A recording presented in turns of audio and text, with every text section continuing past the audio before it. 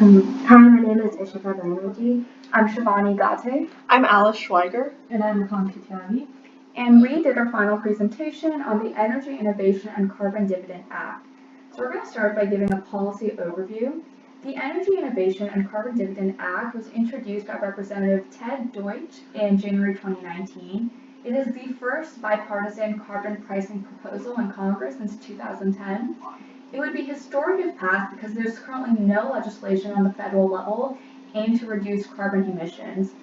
The goal of this act is to use carbon taxes to create a carbon dividend trust fund for the American people, which will reduce harmful pollution and leave a healthier, more stable, and more prosperous nation for future generations. And this is taken from the bill transcript. So there are four main components of this act. First is the carbon tax. So the bill wants to issue a progressive tax on carbon dioxide emissions, starting with $15 per metric ton of carbon dioxide, and increase that by $10 every year, or by $15 if emissions are not yet, or if emission targets are not met. Exceptions to the carbon tax are made only to military and agriculture industries. The second aspect of this act is the carbon dividend. So the revenue collected from the carbon tax is allocated in equal shares every month to adults to spend as they see fit. The government keeps only enough to cover administrative costs. Third is a border adjustment. So imported goods are expected to pay a border carbon adjustment, and goods exported from the United States will receive a refund. This is done to protect U.S. jobs and businesses. Lastly, there's a regulatory adjustment, which pauses the EPA's authority to regulate carbon dioxide and equivalent emissions covered by the fee. This is just to make the bill the standing authority on carbon dioxide and related emissions. Moving on to the economic impact of this act. So all the economic data was taken from the Columbia Center for Environmental Policy, which did a study and ran a model on this act specifically to see its economic results. So the studies show that first and foremost, there would be a dramatic restructuring of the power sector. Currently, coal and natural gas make up over 50% of power in America. Under this bill, which taxes fossil fuel emissions, which are used heavily by coal and natural gas, we see a sweeping shift to renewables and cleaner energies, such as renewable energies and natural gas with carbon capture storage. In fact, by 2030, coal is nearly eliminated from the power sector under this bill. As a result of the shift from coal to cleaner forms of energy, we also see a reduction of negative externalities. A negative externality is when consumption of a good causes harmful effects to a third party. Common examples are greenhouse gases and air pollution, which this bill addresses. So because of the shift to cleaner forms of energy, greenhouse gases are expected to reduce by about 37% by 2030. As this graph shows, this is a much bigger difference than what we would expect to see if nothing changed. If nothing were to change under current policy, we'd only see a 17% reduction, but like I said, under this bill, if it were to be passed, we'd see a 37% reduction by 2030 in greenhouse gases. Another externality that's reduced is air pollution, because fewer toxins would be emitted with the elimination of coal. By 2030, sulfur dioxide and mercury emissions from the power sector would decline by more than 95%, and nitrogen oxide emissions would decline by 75% by 2030. Energy prices rise. This is expected because with things like with coal, with carbon emissions being taxed so heavily, energy sources like gasoline and electricity, which rely heavily on carbon emissions, would become more expensive. The bill causes national average gasoline prices to increase by about 90 cents per gallon by 2030, and electricity prices to increase by 3 cents per kilowatt hour in 2030, effectively increasing the expenditure on energy that households would face every year, as demonstrated by this graph.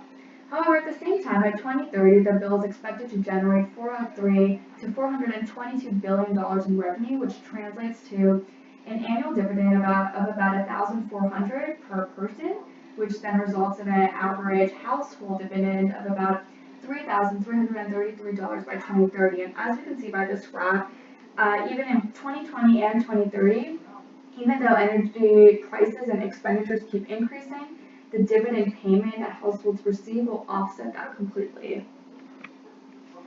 Lastly, although at first glance the bill seems revenue neutral because all of the revenue collected from the carbon tax goes towards carbon dividends.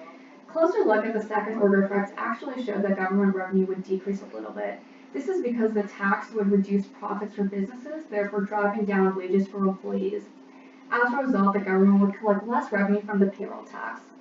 Even though the government is collecting revenue from the dividend because the dividend is taxed, this is not enough to offset the decrease in revenue seen from the reduced payroll tax, and estimates actually suggest that net government revenues under this bill would decline by roughly 10% of the annual carbon tax revenue because of this policy. Now that we've discussed the economic impacts, we're going to go over some advantages and disadvantages of this bill.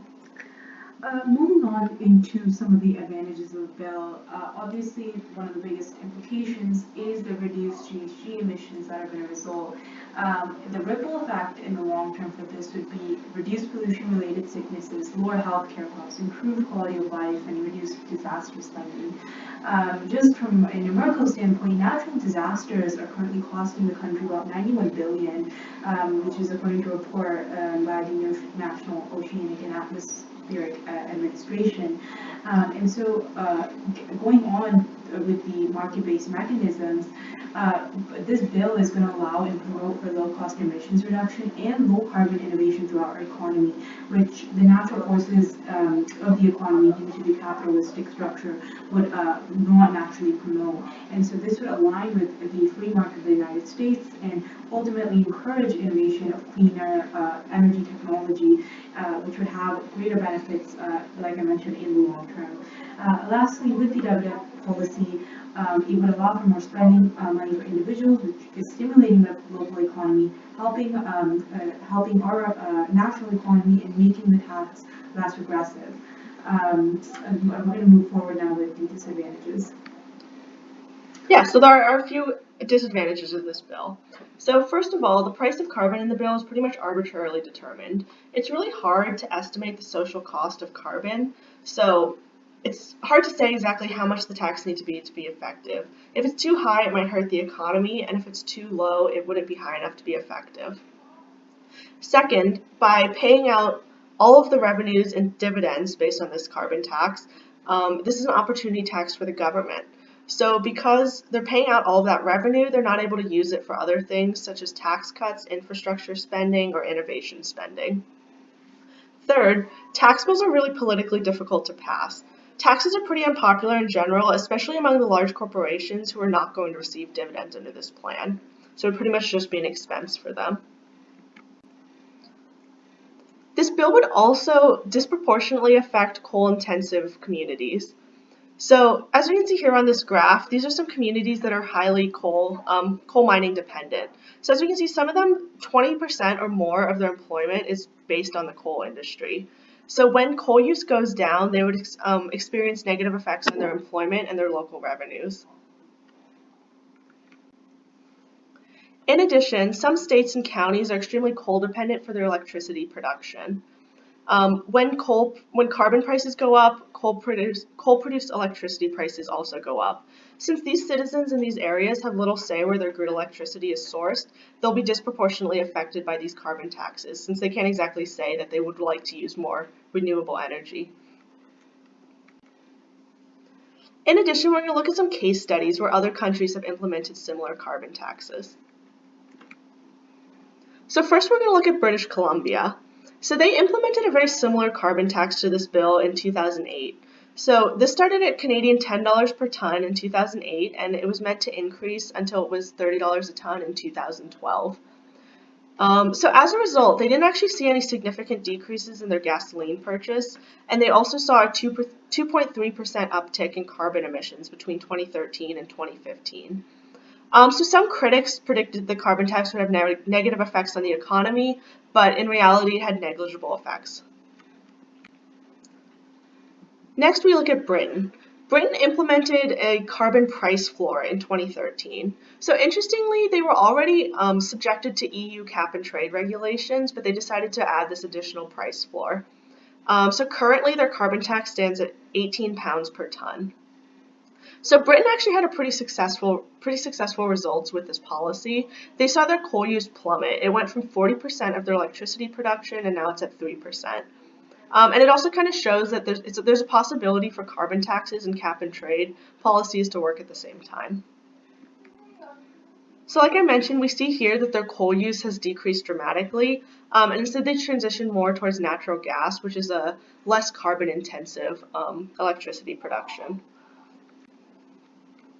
And last we look at Sweden, who's considered one of the good examples of a successful carbon tax. So they were one of the first countries to implement a carbon tax in 1991. So they tax households at a higher rate than industry. And after they passed this tax, they've seen a 60% growth in their GDP and a 25% carbon emission reduction. And they also show that carbon taxes and economic growth are not mutually exclusive. So as you can see here, Sweden highly taxes carbon, especially more for households as compared to industry. And you can see that for households, they charge almost 120 euros per metric ton of emissions.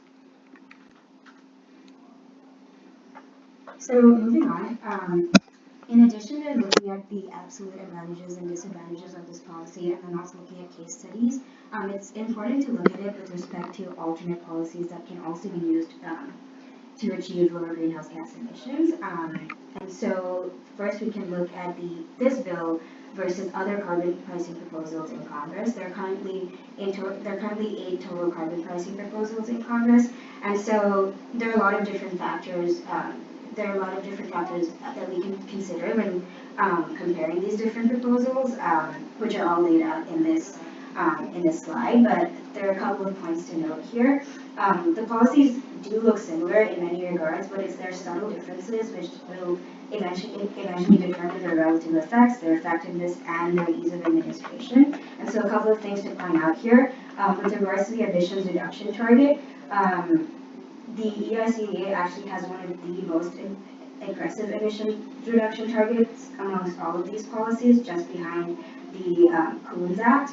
And then with regard to carbon pricing, although the EICDA starts at a lower rate, it actually has the second highest carbon price escalation rate, again behind the Coons Act. And then another important thing to look at is the use of revenue here. The EICDA uses all of its revenue towards puts all of its revenue towards monthly dividends, whereas other proposals use revenues for a mix of purposes such as infrastructure, fund reductions in payroll taxes, or to invest in workers and communities dependent on the fossil fuel industry. And this has important implications with regards to financial incentives. The reduced taxes would return revenues to taxpayers, but would also provide incentives for increased work, whereas the dividends that this policy would provide will return revenues to recipients, but it won't correct the existing incentive distortions in the economy. So the next slide just shows, compares this policy to some of the other policies of Congress.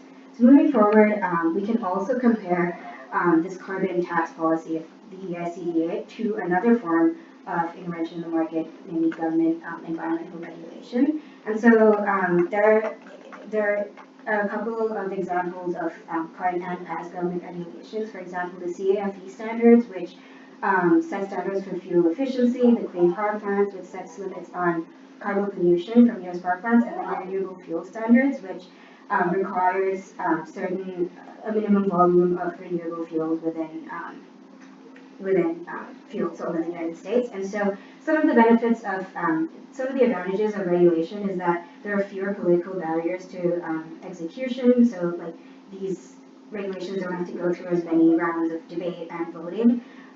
They also create jobs by requiring prevention efforts, pollution cleanup, and regulation enforcement. And then they allow for the imposition of strict and clear guidelines, which are guaranteed to have an impact because of the high penalties for not following these regulations.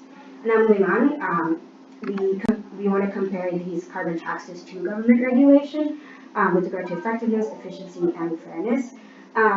With regard to effectiveness, research has shown that moderate carbon taxes on greenhouse gases would achieve the same emissions reductions as the Clean Power Plan and the CAFE standards. And so looking a little further into that, if a tax is applied to all greenhouse gases, a carbon price per metric ton of only $7 in 2020, $22 in 2025, and $36 in 2030 is estimated to generate the same emissions reductions as these regulations that we talked about in the previous slides. And the EICDA bill more than meets this standard. With regards to efficiency, carbon taxes can achieve the same emissions reductions at a lower cost, and so they're a more efficient method of doing so. And so research has shown that the renewable fuel standard regulation mentioned earlier reduces emissions at 3 times the cost of a pollution pricing approach, thus proving this point.